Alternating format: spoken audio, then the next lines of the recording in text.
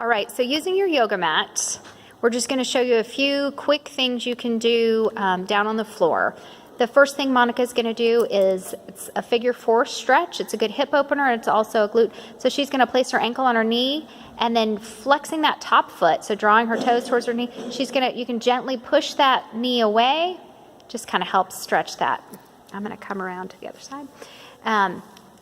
Glute.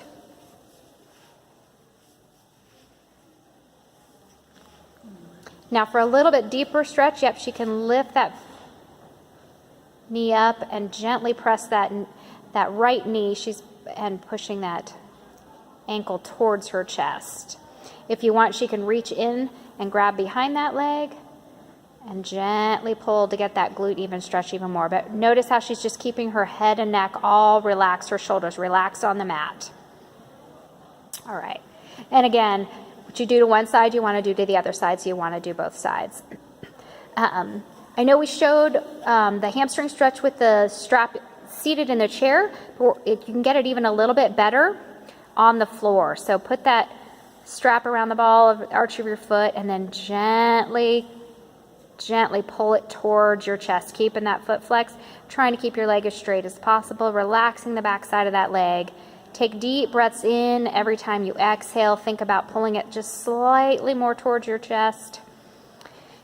She's going to show another couple variations. She can put these straps in her right hand, and she's going to just gently, just barely pull it past her midline. She's still pulling it towards her shoulders. So she's still pulling it forward, but she's gently, this really gets that hip. She's keeping that left hip on the ground. So this isn't a big movement. It's just barely crossing that midline.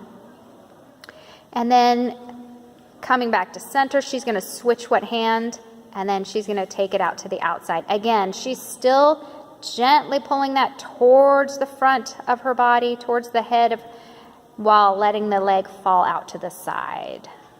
Getting that leg and that hamstring from all angles totally stretched out. And then when she's done with this leg, she'll put the strap on the other leg and complete this on the other side. All right.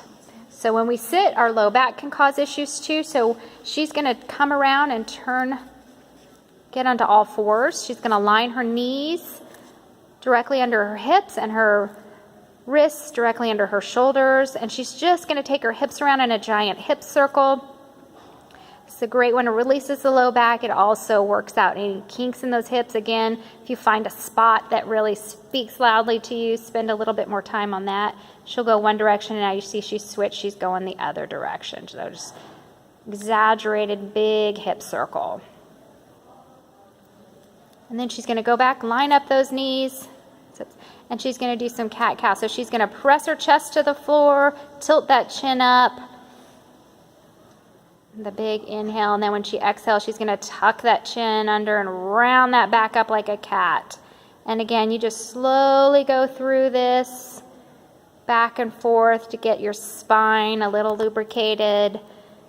After sitting in one position for a long time, this can really help work some kinks out.